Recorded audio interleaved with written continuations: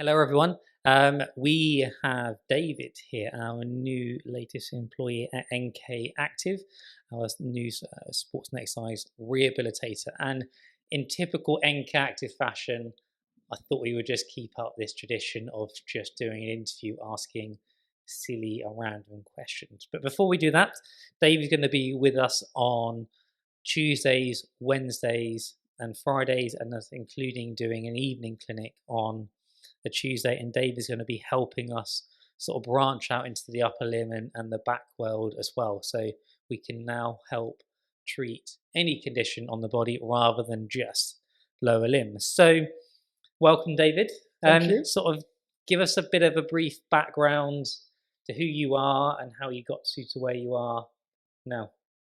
Brief background, because I'm quite old, it's quite a long background, but the brief story, I was an active teenager and joined the military. I couldn't sit down, I didn't want to study, I would run around and do as many things as possible. Running around led to training leads to injuries. I got injured and became more interested in the exercise and the treatment and the training side. So I moved within the military to doing some of that. Worked at the Defence Medical Rehabilitation Centre at Headley Court and worked with injured soldiers coming back from Afghanistan, some with complex trauma, some with sprained ankles. So a complete breadth of military injuries there. Since leaving, I've worked for the NHS on the condition management programme and in a hospital rehabilitation setting, seeing a full range of hip and knee replacements, patients, back pain, knee pain, things that we get in the hospital physiotherapy department.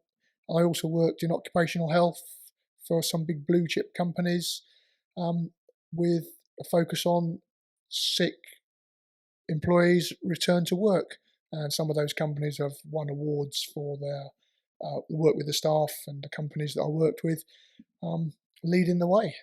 No, it's and that's what's fascinating, the breadth of experience you've got from serving within the military yourself and then changing your role within the military to then helping then treat injured service personnel, to then working in the NHS, to then also then working in the commercial sector, reducing the rates of sickness and injuries in the workplace, to then working in a high-end clinic in London. I think you sort of, I can't think of anyone who's going to have a more rounded career in that you most probably, you name the injury, you've most probably seen it, you've most probably treated it, you've most probably helped someone get back to activity from there. And it doesn't matter if they're in their teenagers and they're new recruits to the military, or if they're an 85-year-old who's trying to reduce their risk of falling. I should imagine you've been there, done that, and helped everyone. Yeah, this is what I've found, that people have very similar fears, whether they're fears and worries, whether they're somebody who wants to be a professional athlete, a high-level military person, or not. Similar things for similar people. Fire service, police service, level of activity there, but it's not for everybody. But people are people, and we treat them as such. Okay, this is all sounding a little too serious now at the moment. So let's ask some silly questions. Sort of favourite hobby? Favourite hobby, cycling at the moment. Yep. So I used to be running, but part of training. I did start a triathlon club at one stage, but wanted to pull back a little bit from the running, so got more into cycling. So between the two of us, we've ended up with 9 bikes, and we've just got a stationary bike. 9 bikes. And does the rule of the perfect number of bikes, is n+1 still work at 9, or have you got to the point where 9's enough? n+1, or one more than it takes to ruin your relationship. Wow, and you got there at 9 and you're still going. I love that. And the stationary bike, I think you just got a Peloton, haven't you? Just got a Peloton, yes. And I've recently got one as well, and it's like, yeah, I'm addicted. Yeah, they've got it worked out. We both use it at home, so me and Liz have got a bit of competition.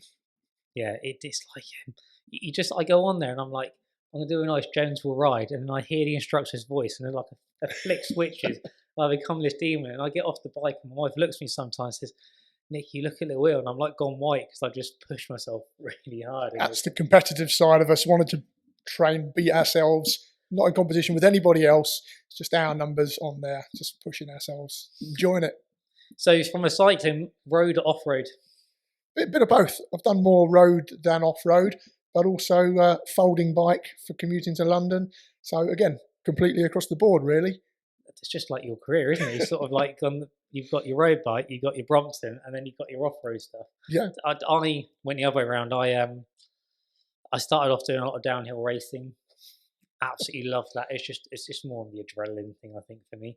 Then as I got a little older, and then cycling on my own, throwing myself down a hill at like 40 miles an hour, realizing I'm the only one in these woods, and I've got to drive home. If I come off, no one's going to find me, so maybe that's not the most sensible thing to do.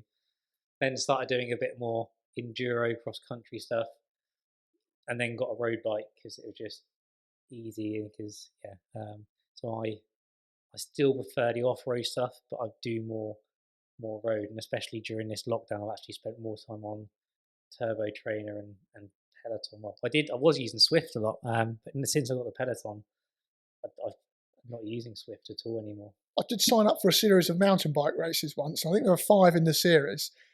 So I had an old steel mountain bike, cost about £100. I had my training shoes. I turned up. There were guys, sponsored teams, carbon bikes.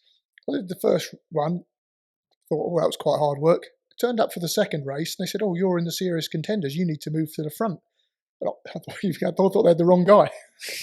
Well, when I worked at the Triathlon World Championships, it was like on the Sundays you had the elites, and then on the Saturdays you then sometimes had the corporate sponsors turn up, and you saw some of the corporate sponsors, and they were on bikes worth £10,000-15,000, and you see some of the elites rock up on bikes, but I'd say only on a £2,000 bike, still £2,000, still a lot of money to spend on something that's got 2 wheels, but in our mind, it's sad, isn't it, that I think spending £2,000 on a bike isn't a lot of money to spend on a bike. My wife would massively disagree. But you just saw the elites just wipe the floor with these things, and I think a lot of it's just down to should we say, how to be politically correct? Let's say fitness, for example. They were a little bit fitter than some of the corporate chaps were. Yes. Pizza or chips? Oh, chips. That was. Don't even think about that one. Chips. Favorite film? Now, interesting one. It could be any of the Bourne films. Yeah. Or it could be Educating Rita. Because Educating Rita is such an interesting story, but the Bourne films are just. That is like the where's the similarity? The poles apart in types of film. Complicated character, I suspect. Yeah, well, I was not expecting. Left me a little speechless. I was not expecting an answer. Tea or coffee? Both different things at different times, usually depending on the hangover. Okay, and I'm guessing the more hungover, the more coffee. Yes. Yeah. Okay. Yeah. Best part of your job? Making a change, helping people, and seeing them do something that they didn't think that they could do. And if you weren't doing the job that you are now, what job would you see you would be doing? Oh, it's an interesting one. What would I be doing?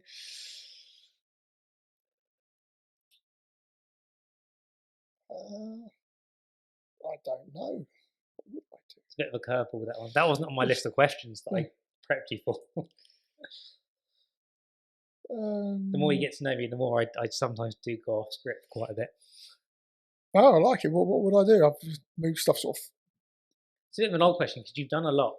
Done a lot and ended up in a place that probably suits me, doing something that I enjoy. Why would I do something else? Okay, that's fair enough. Maybe teaching, because that's teaching. And that's sort of similar to what you do. Okay, you're not teaching as such, but you're still educating people around their injuries and rehab and perceptions around pain and their fears and beliefs. So it all still fits in with something random that not many people know about you. I've never been lost in the fog. Ever. No? No, never. Never got lost in the fog. And I've never fallen down a hole. Okay. It's sort of I wasn't expecting that. If you favourite car, Oh, Alfa Romeo 4C. Yeah. is that because you've got one of those? Yes. It's They're such fun. They're great. very fun. Yeah. And sort of football or golf. I think there's something broke up there. Something around. Did you say rugby? We won't speak too much about rugby because it didn't happen a couple of weekends ago with England. We'll keep that until. Yeah, they're not doing so well at the moment. No, that we could get into a few politics that I don't really want to. Have you got any random questions for me? Which would you rather fight? 10 horse-sized ducks or 1 duck-sized horse? I would most probably go for, you say duck-sized horse? I'd mostly go, did you say 10 duck-sized 10 horse? duck-sized horses. Yeah, So I'd most something. probably go that only because sprinting and sort of speed is the thing I'm naturally good at. So I'm sort of thinking I may not have to fight. I reckon I could outrun 10 horse-sized ducks, whereas I'm not sure I could outrun a duck-sized horse. And I'm just that Yeah. would be my. For saying that, actually, Interesting. it's only got 2 legs, so you may be able to, but it may if it decides to fly. Might have a So big beak. Yeah, This may have is a big beak, duck and size. sort of like eat me whole. No, yeah. Any other random questions for me? Which would you rather do? Get lost in the fog or fall down a hole? It's not a deep hole. You don't get hurt, but you can't get out. I'll mostly get lost in the fog. But you might fall down a hole. Oh, well, then that's just really unlucky because I've hit both then. And one final question for me. We'll sum up. One final question Yeah. from For me. Yeah. Anything random. best place you've been on holiday? Oh, that's a tough one. 2. So one was I was fortunate enough during my girlfriend at the time, who's now my wife, sort of been together since we were 14. We went to, as part of, she's a GP now, but as part of her medical training, she had to go and spend 6 weeks in a different country learning about medicine in there, and she got asked to go out to New Zealand. And I was studying my podiatry degree at the time while she was doing her medical degree, and I got to spend. I was out there for 4 weeks. She was out there for 6 because I had to come back to start my 2nd or 3rd year of uni again, and that was amazing because she had to spend 2 days a week, 2-3 days a week in practice. The other time she got to herself. So what we done is that we tailored it so she'd work the back end of 1 week, the front end of the other, and then sort of have 9 days to ourselves. And we weren't the typical backpackers because we didn't know what provisions we'd have. We actually rocked up to New Zealand with like 3 suitcases between us. But because when we were out there, we were getting, it's in 2008, so we were getting 3 New Zealand dollars to the pound. So everything was really cheap. So we actually just basically, the youth hostel we were in, we had our own room. We sort of said, look, we're going to do a bit of traveling around the South Island. We're going to go away for 9 days. Can we just pay for the room for 9 days, leave the suitcase, and we just take the backpacks with us? And that was amazing. And there's also the days that she was then working. We were based out of Christchurch. I rented a bike, a mountain bike, and I just loved that within half-hour cycling out of the city, I'll be at the bottom of a mountain, cycle up. I remember 2 things happened on that trip. One, hurtling down a mountain, single track. I met a horse in the middle of this single track. That was, I don't know how like this horse got up there because it was like that either side. But I didn't realise horses will happily walk up and down and stuff like that. And this horse just looked at me, and I'm like, I can't go round the horse because I'm going to fall down this mountain. I don't want to try and sort of annoy or aggravate the horse because I may get kicked or bitten or something. So I had to sit there for like 25 minutes to wait for the horse to decide what it wanted to do. And yeah, because I come from that downhill background, I was not fearful of just hammering down the hill and just stopped just in time. Sounds amazing. Yeah, and then the other time was I got to went back up again, cycled up, and got there, and basically got to the very top, and my chain snapped, and I had no chain tool or anything with me. So I thought, oh dear. I didn't say the words oh dear, but I can't repeat the words, but I did say. And basically, I just cruised down the hill, and I didn't have any sunglasses or anything. So I was cruising down this hill, couldn't see where I was going because the wind was blowing my face. My eyes just filled out of water, and it just so happened that I literally come to a rolling stop outside a bike shop, and that was so that it's either that holiday and that place or the Easter before COVID hit. It was I only had my eldest and my youngest wasn't born yet. We went and done a tour around Seattle and Vancouver. Oh, Airbnb rented a big American sort of truck, as it were, and that was nice because my young 18, she was 18 months at the time, and we got to take her up some mountains in British Columbia and walk through all the snow and everything, and that was nice because that was and Seattle was an amazing city. It was I like my fish, and there was some beautiful food out there, and they were sort of apologising. Oh, sorry, traffic's really bad today, and I'm like, Jesus, you guys clearly have never been to London or any city in the UK because the traffic was not bad. So yeah, it's a toss up between those two. I plan on definitely going back. Both of them have got mountains and snow and good food. And outdoors. So for me, if you ask me my perfect holiday, it is outdoor adventure base, not sitting on a beach base. I much prefer being out and about and doing things. Sounds good to me. Personally. So yeah, I think that's a nice place to sum up there. They say really excited, glad to have you. Oh, glad to be here. Very excited, yes. And as I've already said, sort of David's going to be with us on Tuesdays and Tuesday evenings, Wednesdays and Fridays. We are actually going to be running a little special offer for any new patients that want to book in with David. So yeah, we shall see you all soon. Any issues, queries, any comments, just post them below, and we'll catch up with you guys soon. See you later. Bye.